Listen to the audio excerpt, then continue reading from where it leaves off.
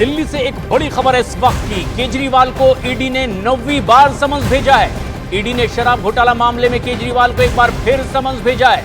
इससे पहले कोर्ट में यह मामला गया था और आखिरकार गिरफ्तारी से तो राहत मिली, लेकिन समन्स आगे ना भेजे जाने को लेकर कोई फैसला कोर्ट का नहीं था। आखिरकार 9वां समन्स ईडी की ओर से भेजा गया है। यह एक बड़ी खबर है। शराब घोटाला मामले में जिस तरीके से ईडी एक के बाद एक कई समन्स भेज रही थी, 8 समन्स इसके पहले भेजे जा चुके थे, 9वां समन्स भेजा है। आनंद हमारे सहयोगी फोन लाइन पर मौजूद हैं। आनंद, अब 9वां समन्स भेजा गया है। कल ही कोर्ट से एक फैसला आया, किस तरह से अब 9वें समन्स को लिया जाएगा केजरीवाल की ओर से? देखिए, जो दिल्ली शराब घोटाला है उस मामले में ये 9वां समन दिल्ली के मुख्यमंत्री अरविंद केजरीवाल को ईडी ने दिया है और अभी ईडी के पास कई कानूनी विकल्प हैं। अगर अरविंद केजरीवाल 21 मार्च को जो उन्हें तारीख दी गई है समन्स में पेश होने की, अगर उस दिन भी वो ईडी की पूछताछ में शामिल नहीं होते हैं तो ईडी सूत्रों के मुताबिक उन्हें 10वां समन भी जो है वो जारी किया जा सकता है। देखना होगा कि 21 मार्च को क्या अरविंद केजरीवाल ईडी की पूछताछ का सामना करेंगे। रही बात जो कल कोर्ट से उन्हें जमानत मिली है, वो एक अलग मामला था जिसमें कि 174 की कार्रवाई की शिकायत जो है वो कोर्ट में दर्ज कराई थी और वो जमानती अपराध था। लेकिन अभी ईडी के पास जो मनी लॉन्ड्रिंग का जो मामला है, आबकारी घोटाला, उसमें ईडी के पास अभी कई विकल्प हैं जो सूत्र बता रहे हैं और उसी के विकल्प को देखते हुए ईडी ने ये सम्मन जो है दिल्ली के मुख्यमंत्री अरविंद केजरीवाल को भेजा है ताकि वो पूछताछ में शामिल हो और ईडी जो उनसे जानना चाहती है उसके उन सवालों के जवाब दिल्ली के मुख्यमंत्री अरविंद केजरीवाल दें।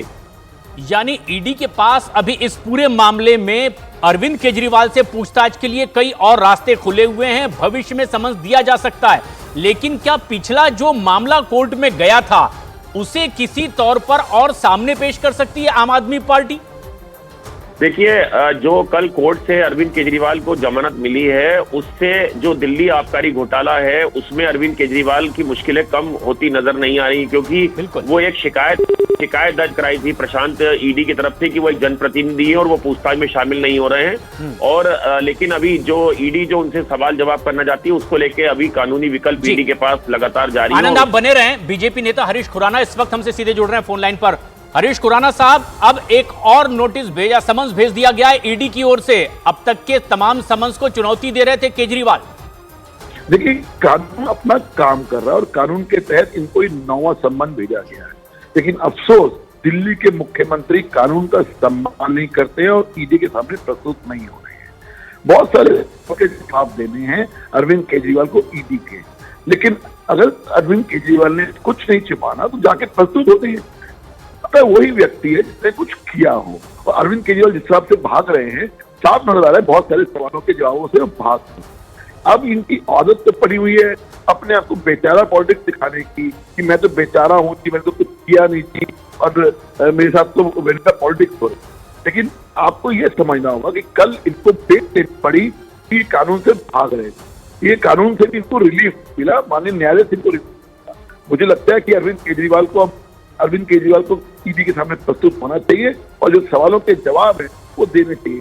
बहुत सारे सवाल है, सुप्रीम कोर्ट ने तो मनीष ट्रेल का जिक्र किया, क्यों नहीं जवाब देते कि जो मनीष सिसोदिया के पीएस थे, उन्होंने साफ कहा कि अरविंद केजरीवाल की मौजूदगी में ड्राफ्ट डॉक्यूमेंट जारी 5% से 12% घोषित की गई। इन सवालों के जवाब देने क्या my Vijay Nair my boy ये कहा था या नहीं कहा था, आपने इन सवालों के जवाब देने। तो बहुत सारे सवाल है तो अरविंद केजरीवाल को, लेकिन अफसोस कानून का सम्मान करते नहीं और कानून मिलता है। लेकिन क्या होगा ये देखने वाली बात है। 21 मार्च को पूछताछ के लिए बुलाया है ईडी ने, एक बार फिर केजरीवाल को समन्स भेजा है।